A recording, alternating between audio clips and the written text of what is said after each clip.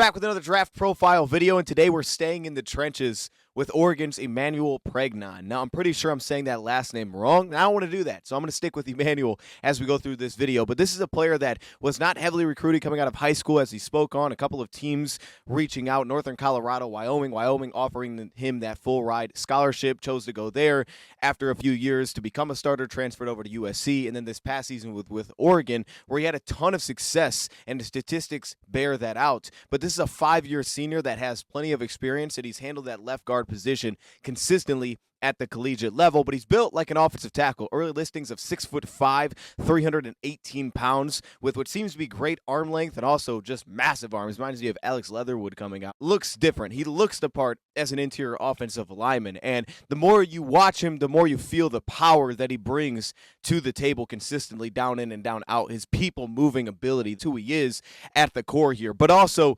an awareness that shows up with a ton of experience, and also a lot more pass protection success than maybe I expected. So with that being said, let's jump right in there first. Let's start with this pass protection and his pass game success. The biggest question I have here is probably going to be his initial quickness off the ball. He feels a little bit sluggish. Now, I do think he quickly settles his feet down, and he can get into a quick set, short set, get in contact very early. But in terms of actually gaining depth, an initial pass set could be challenged a little bit at the next level versus some real quickness on the interior. I thought that showed up at times against Penn State. But he does get his feet down in a hurry, settles his footwork. His timing could be a little bit hit and miss off the line of scrimmage. Occasionally, you'll feel like he's a little bit late off the ball, like he's much more reactionary than he is actually working through the snap count of the offensive line.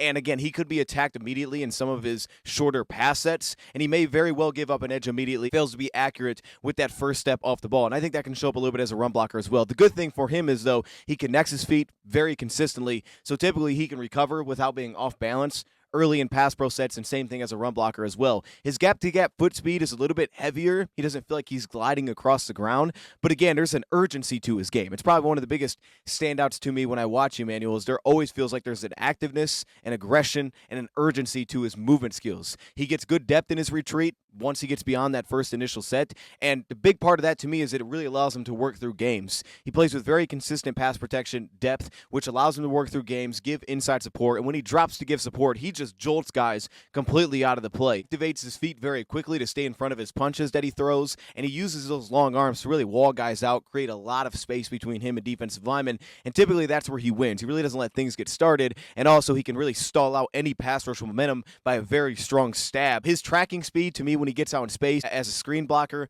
it's much more average. That said, though, his body control does flash a bit here, because you do see footwork to work through some traffic, get out into the next level, and typically he actually finds targets pretty darn well. Just doesn't have big-time movement skills, I think, when you put him out in space. His feet, though, they don't stall when he's working gap to gap. His footwork to get out on screens, again, is consistent, and he's very active to keep working as a pass protector. What I do like is he's very square to the blocks that he takes on. Typically, he squares up his footwork, he gets himself balanced, gets his feet underneath him, and he quickly redirects again for stunts. He anticipates stunts. A little bit of pass rush shake at the top of the rush could be an issue and give up edges. The positive here is he utilizes length for recovery, and he does have some real hip looseness, which allows him to immediately drop his hips, squeeze and kind of run rushers right out of the pocket, rather than actually giving up a consistent full edge to allow guys to actually make plays. He may give up that step, but he typically does have a recovery ability with it. He's not super agile in traffic, and occasionally you'll see him get knocked down to the ground. He can look a little bit heavier in the lower body in some of those spots, bit upright when he's trying to create instant depth in pass protection. Lexington gathers his footwork very consistently for a foundation and slide protection, gets himself settled very early, and he has very wide pass protection as well, where he covers a lot of space. From B gap to A gap, he covers a lot of ground, and he can get really wide and make it difficult for openings to really open up. He's not super fluid, which is one of my bigger knocks at actually finding a consistent latch and sustaining around the arc. It tends to be a little bit more jolting, where you'll get a punch, and then there's some separation, and I think a lot of times there's too much separation between defensive linemen. Occasionally, he may lean a little bit forward, I think, setting that initial anchor, looking for that contact. It's not overly concerning, but I think it does allow some second effort success, potential push-pull moves, really some swipes to get it upfield on him, and he can get jostled a little bit around on first contact due to some of his body weight tending to shift a little bit if that first strike does lose connection. I only think the initial latch is that consistent. He just needs to stay a little bit more patient, I think, if that first strike doesn't land. What I do like is when he does have to recover, his footwork's not out of place. He does a nice job of not crossing his feet, and he still is able to drop step, get back into plays. In terms of hand usage, he's got heavy hands. He's got fantastic length. He also gets his hips really into his punches, which allows him to create some real force. And on top of that, when you're talking about kind of jolting guys out of plays, he does that same thing in pass protection. He keeps his knees bent. It allows him to absorb contact, active footwork that doesn't really settle. That way he can redirect with defensive linemen, even if he seems to kind of give up an athletic advantage. He really leans into his strength to try to minimize that. Hands are super active. They're always ready. They're very active. He has really good strike timing, though it can be a touch predictable. He uses independent hand usage, so if the first strike doesn't connect or if it gets slapped away, he can kind of work himself back into the play and continue to battle as it goes on. Finding early entry points, hit and miss, again, to me, is a little bit predictable, which is the biggest problem, but the recovery length is there, and the alternative hand strikes does give him a lot of upside here. Now, as a run blocker, here's to me where he separates himself. Good quickness out of his zone blocking stance. His movement through zone positioning stands out. He continues to work, continues to run his feet. He laterally upfield, continues to run his feet, and they very quickly get running as well when you think about downhill blocks, combo blocks, where he widens out his stance to create some real leverage at the point of attack. He's got that short area quickness for initial positioning, which is good. It's not elite, but it's good. A lot of times he creates a lot of big run lanes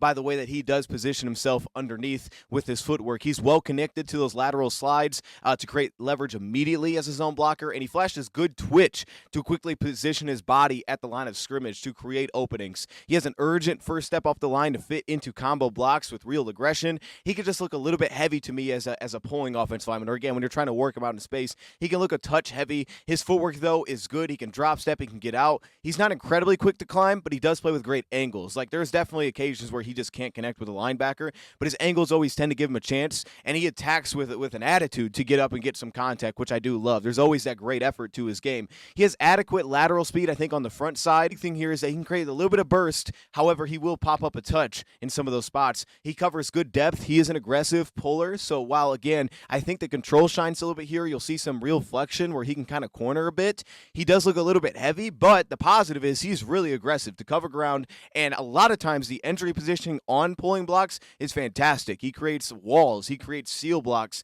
and he kicks up runs to the next level by taking a really good proper angle into that initial positioning. So again, to me, light on his toes to connect and seal at the second level. His initial first step can be a touch of a setback for him, but he also has very early vision, and this allows him to fit well and quickly work up to the next level. And even if he slides off a first block for whatever reason, maybe his base gets a little bit too wide or he gets knocked off by someone else, he does quickly have a plan when he works up to the next level. He always looks like he has a plan climbing to the next level. Active running footwork that immediately gets going through drive blocks. His footwork get under his pads very quickly for combo blocks that way he can immediately create some drive and create some knockback when of attack. And he's very capable of dropping his pads, can really get underneath your pads and kind of jar you out of plays, even though he's huge. He's 6'5", but he still can drop his leverage. Again, he attacks beyond the line of scrimmage for wide zone runs, right? He gets into contact and he presses you back. He gets beyond the line of scrimmage and wide zone runs. And I think, again, it's just using his strength to his skill set. Instead of trying to just run laterally, he's going to get contact early. He's going to wall you off, and he's going to knock you back to try to take early control of the rep to really help some of his movement skills and kind of minimize maybe some of the weaknesses